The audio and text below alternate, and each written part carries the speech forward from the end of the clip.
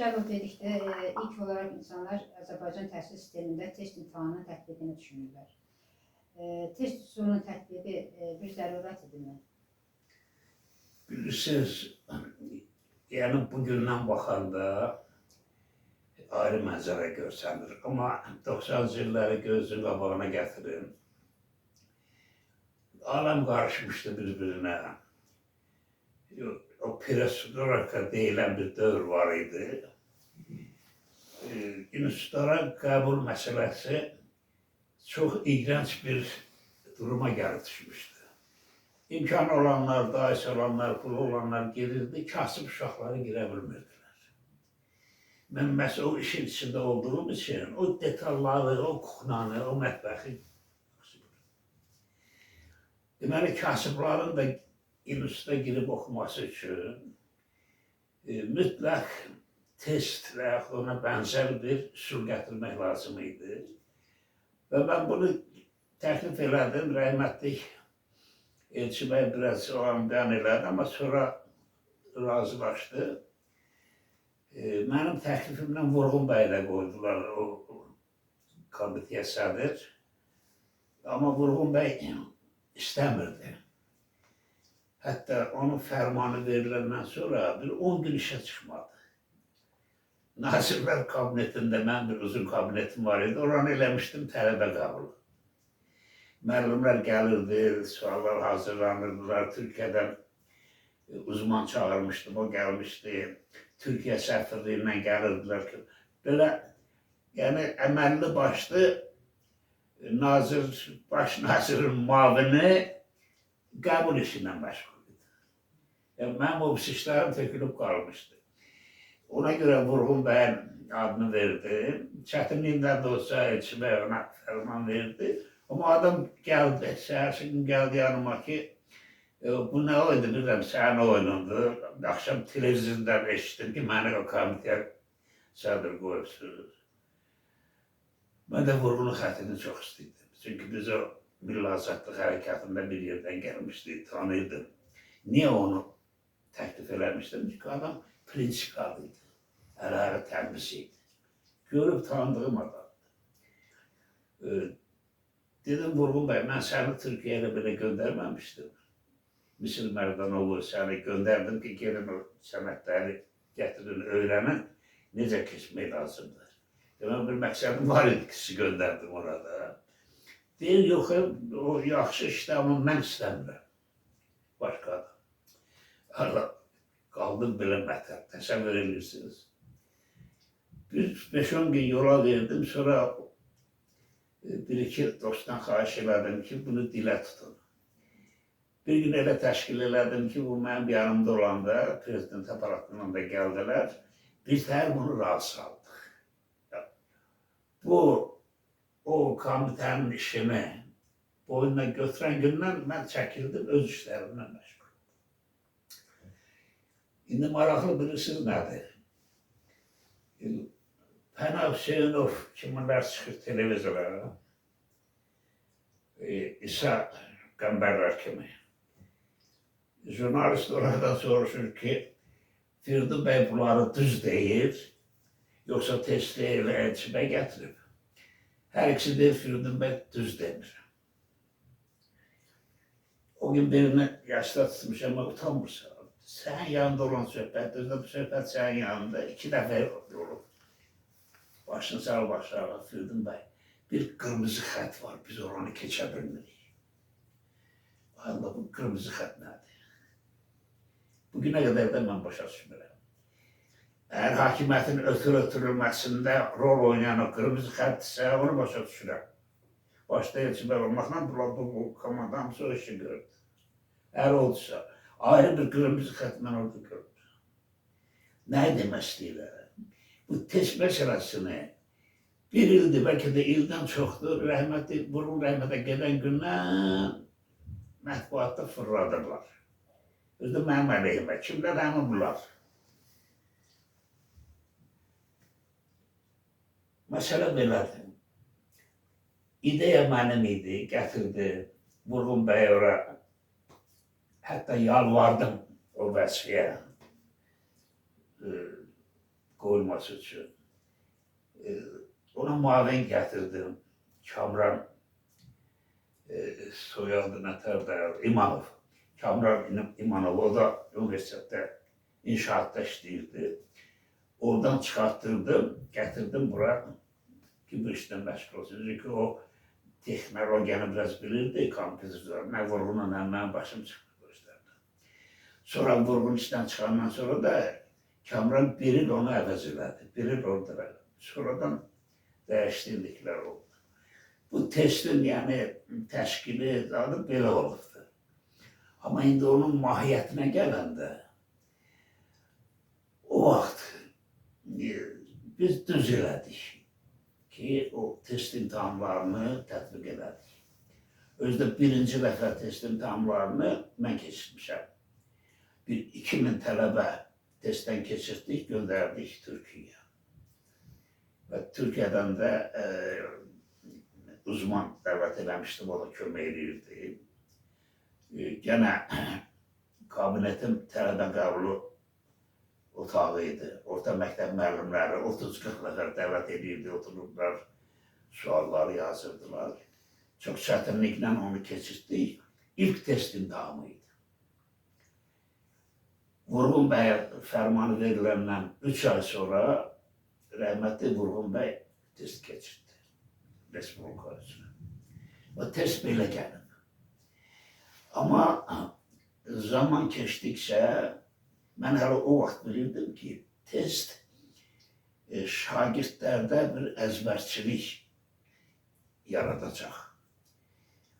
Yəni o yaşda uşağın formalaşması üçün ona yaradıcılıq imkanı yaratmaq lazımdır. Öz axtarsın, tapsın, düşünsün.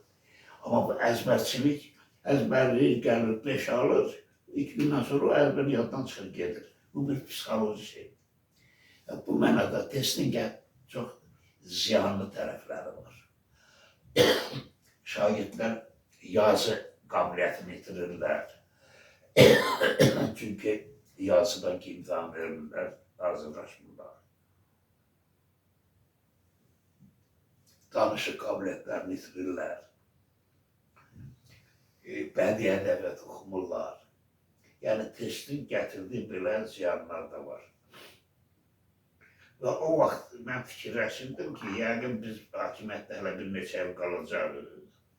1-2 il bu test imtahanına vəziyyəti tənzimləyəndən sonra ki, rüşvət yığışdı, ədalət bərpa olundu, yavaş-yavaş insanların beyninə giritmək lazımdır ki, bax, kim oxumaq istəyirsə, kim bacarırsa, buyursun.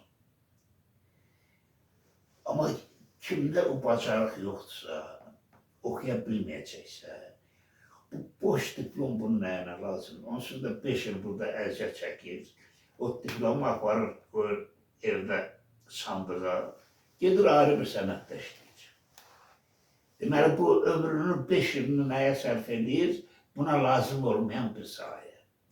Bu mənada oxumağı bacaranlar, müəyyən sahələrin ardıca getmək üçün ali savadı almaq lazımdırsa, olar.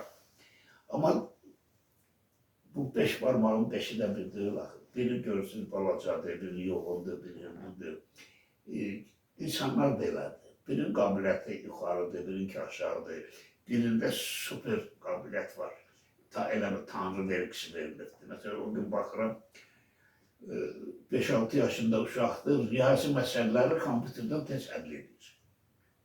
Amma beyni işləyir də. Amma eləsi var ki, 30 yaşı var, hırnazırı qalmır, başa salmaq olmur. Niyə? Çünki yetişməyib beyin. İnsanlarda belə fərq var. Bu mənada kim oxumaq istəyirsə buyursun. Hətta mənim fikrim var idi ki, bir neçə ildən sonra ümumiyyətlə imtahanlar vermək lazım. Kim oxumaq istəyirsə buyursun, oxuya bilirsə oxusun. Oxuya bilməyən də əgər çaşıb gəlib sənət verib sonra qəbul olunubsa, 6 ayda o oxusun. 6 aydan sonra ki, o yoxlama imtahanları keçiriləcək. Özdə müəllim yox, orada aparatdır. Suallar hazırdır. Gedib özü düyməni basacaq, cavab verəcək. Orada cavabda məlum olacaq ki, bu adam heç nə qalmır. heç nə bilmir. Özü oturub fikirləşəcək ki, mən davam edirəm. Sənədlərini götürüb gedəcək peşə məktəbinə, bir peşəni də alacaq. Bu durumu gətirmək lazımdır. 90-cı illər idi, Almaniyanın Təhsil Naziri ilə söhbət edirdik. Gene bu imtihanlardan zaten söhbət düşdü. Ben onun evlatlarını soruştum, dedim bir tane oğlum var, dedim yaşlı neçə, dedim bu illəri institutda getməlidir, amma getmir. Dedim niye? Nazır adamsan evladım, deyir yok istəmir, deyir mantör olacaq. Həvəs oradır. Ben ona demərəm get riyaziyyatçı ol, biyolog ol. Təsəvvürünüzü o psixologiyanı gətirmək lazımdır. Her bir insan, her bir uşaq bacardığından yapışmalıdır. Allah'a şükür o kadar sahalar var, kent təsərrüfatı var. Biz de batıb gedir kent təsərrüfatı. Agronom tapılmır. Deyək ki, bu mal heyvana baxanların ne deyirlər onlara? Mal heyvan həkimlər ne deyirlər? Baytar çok. Baytarlar çatmır. Ola gedin öğrenin de. Bostancılık öğrenin. Çünkü tarih boyu Azerbaycan kent təsərrüfatı yönlü agrar ülke olubdu. Maşallah torpaqlarımız var, su var, çay var, bulaq var. Bu gedin yaradında. Ne var hamı yığılıb şəhərə. Bir tane diplom almaq üçün o dağ kəndindən gəlir burada 5 il kvartirant qalır, o zülüm çəkir, diplom alır, işi yox. Bütün bunları hökumət tənzimləməlidir. Hər il deyək ki, qəbul imtihanı verirlər, deyək ki, 5000 tələbə qəbul olunmalıdır üstad. Və hesablamalıdırlar ki, bu 5 il oxuyacaq, 5 ildən sonra hansı ixtisaslara tələb olunacaq. Onlara yer arasın. Eğer bu 5 yıl okuduğu ixtisasa ait boş yer olmayacaqsa, çünkü orada 10.000 adam növbədədir, iş tapa bilmir. Bu niyə bədbəxt edirsən? Yəni dövlət bunu tənzimləməlidir, bu işlər getmir. Bunu Təhsil Nazirinin boynuna da yıxmaq olmaz, çünki bu tələbələrin sayı məsələsini Nazirlər Kabineti təhlil edir. Yəni testin belə yaxşı tərəfləri də var, pis tərəfləri də var. Ən pis tərəfi bilirsiniz nədir? Bu hazırlıq kursları ki, göbələk kimi başladı artmağa. Ümumiyyətlə, hər hansı bir valideynin öz evladını müəllim tutması, əlavə müəllim yanına göndərməsi bu normal haldır. Amma bu kütləvi bir xəstəliyə çevriləndə o dəhşətli şeylərlə biz rastlaşırıq. Məsəl üçün bir saat bundan qabaq bir video baxıram.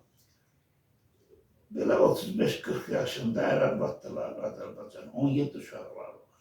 17. Fikirləşdim ki, bu bədbaxt. İndi mənim deyək ki, 5 nəvəm var. Atası işləyir, nənəsi işləyir, mən pensiya alıram. Biz onların hazırlıq pulunu çatdıra bilirik, 5 nəfər. Bu 15 nəfər, 17 nəfərin nə qədər bu müəllim tutmalıdır, hazırlığa pulu xərcləməlidir. Təsəvvürünüzü. Deməli, o uşaqlara o bədbaxt olacaq. Niyə? Çünki bu sistemə girə bilmir. Bundan başqa, bu yaxınlarda gene bir videoda gördüm ki, bir cavan oğlandır, o 30-35 yaşında müəllimdir. Amma siz sifətindən müəllimə yox, ferma müdürünə oxşayır. Şagird ona sual verir ki, müəllim, filan şey nədir?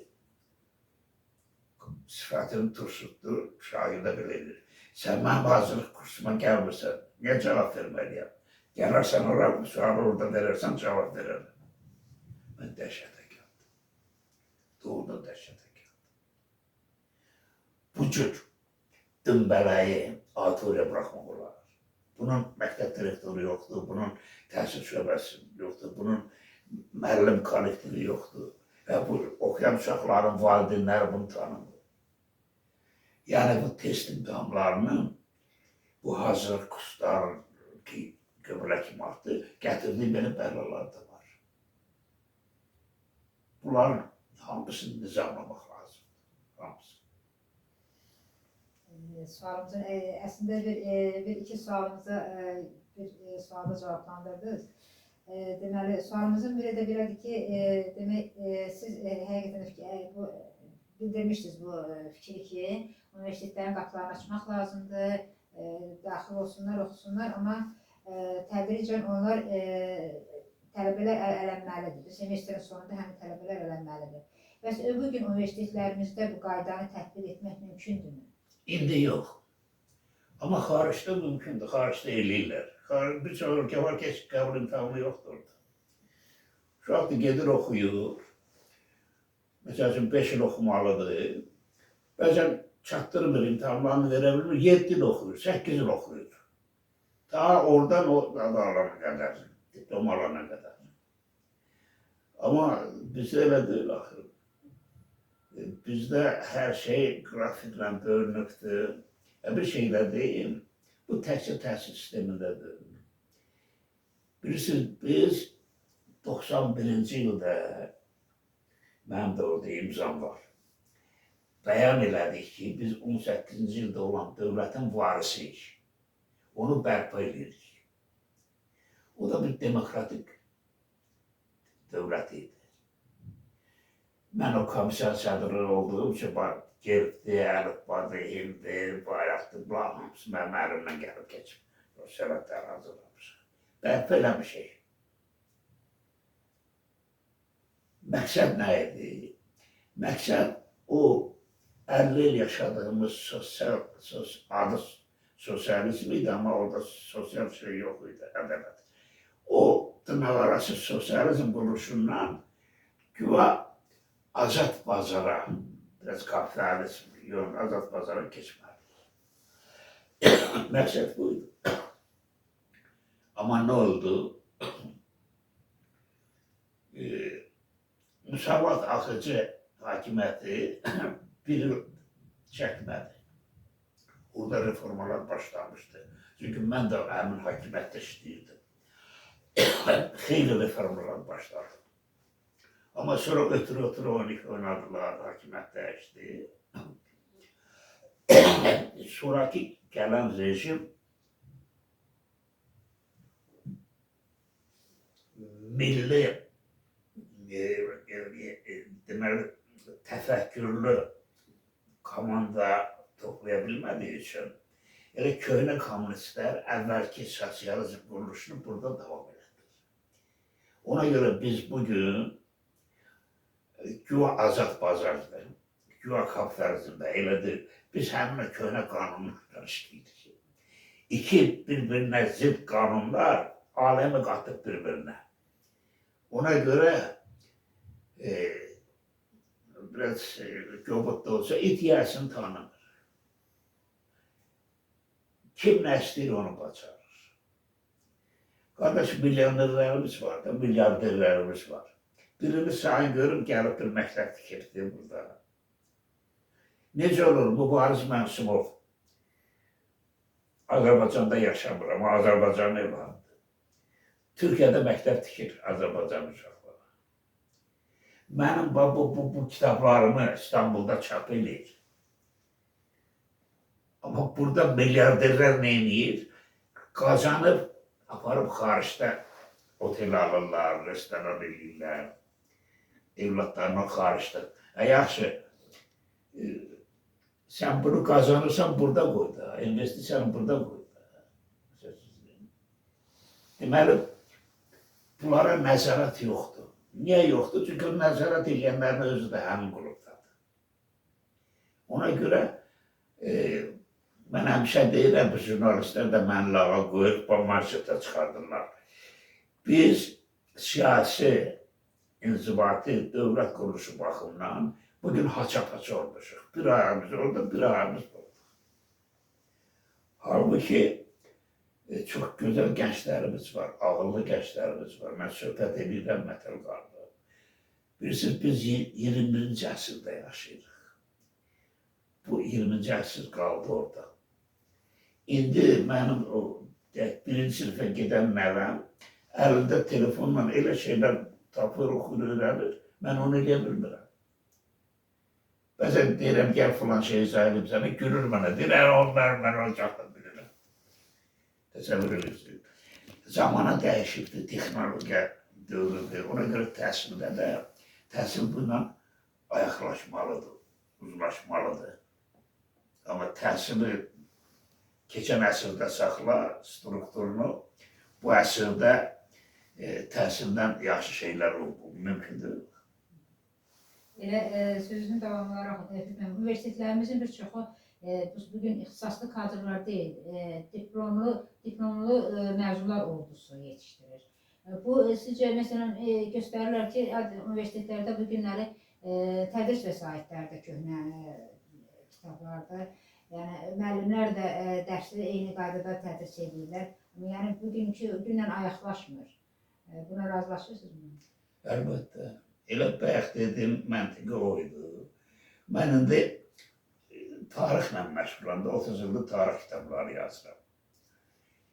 30 ildir bu tarixçilərə başa sala bilmirəm ki, vaxtı ilə müəyyən dairələr, siyasi dairələr bir plan çizib. Konkret misal gətirirəm. Azərbaycanda qurulan Alman dövləti üzərində bir plan çizilib. Ki bugün o torpaqda kim yaşayır? Azərbaycanlılar. Çoxu da kimdir? Türkdür. Düzdür, başqa millətdə var, tatlı, talı şeylər içində var. Amma əsas kütlə toplum Türklərdir. Azərbaycan Türklər. Neyləmək lazımdır? Bunlar, o dövləti bunların əlindən almaq lazımdır. Alıb kimə verək? Ermənilərə. Çünki ermənilərə biz Türkiyə ilə Azərbaycan arasında bir qadın bölgə yaratmışıq. Onlara bir tarix də yaratmalıyıq. Bunu da verək onlara. Bunları açıq demirlər. Bunları gizli təşkilatlar öz adamlarına, o 5-ci kolon adamlarına icra edir alimlərə ki, belə yazsın.